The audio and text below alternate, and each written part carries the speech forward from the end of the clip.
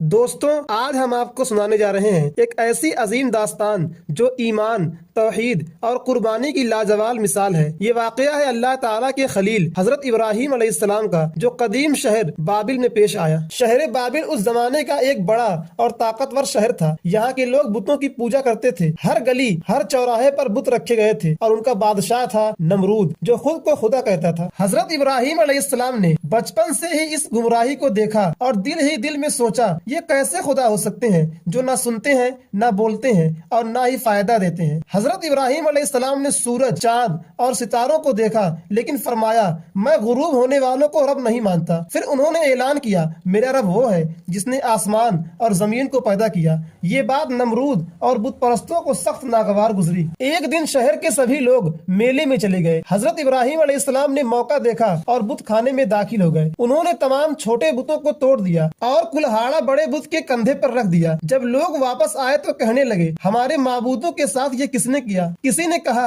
ایک نوجوان ہے جسے ابراہیم کہتے ہیں۔ لوگوں نے حضرت ابراہیم علیہ السلام سے پوچھا، کیا آپ نے ہمارے خداؤں کے ساتھ یہ کیا ہے؟ حضرت ابراہیم علیہ السلام نے فرمایا، یہ کام تو اس بڑے بت نے کیا ہے، اگر وہ بول سکتا ہے تو اس سے پوچھ لو۔ یہ سن کر سب خاموش ہو گئے۔ حق ان کے سامنے آ چکا تھا، مگر غرور نے انہیں اندھا کر دیا۔ نمرود نے حکم دیا کہ ابراہیم علیہ السلام کو زندہ آگ میں ڈال دیا جائے۔ ایک بہت بڑی آگ جلائی گئی، اتنی شدید کہ اس کے پاس جانا ناممکن تھا۔ حضرت ابراہیم علیہ السلام کو منجنیق سے آگ میں پھینک دیا گیا۔ اسی لمحے اللہ تعالیٰ نے ارشاد فرمایا، اے آگ، ابراہیم پر ٹھنڈی اور سلامتی والی ہو جا۔ آگ ٹھنڈی ہو گئی اور حضرت ابراہیم علیہ السلام بالکل محفوظ رہے۔ یہ اللہ تعالیٰ کی قدرت اور ایمان کی فتح تھی۔ یہ واقعہ ہمیں یہ سکھاتا ہے کہ سچائی کے راستے میں آزمائش آتی ہے، مگر اللہ تعالیٰ اپنے بندوں کو کبھی تنہا نہیں چھوڑتا۔ توحید پر قائم رہنے والا کبھی ناکام نہیں ہوتا۔ اگر آپ ابراہیم علیہ السلام کا پورا واقعہ جاننا چاہتے ہیں تو کمنٹ میں بتائیں۔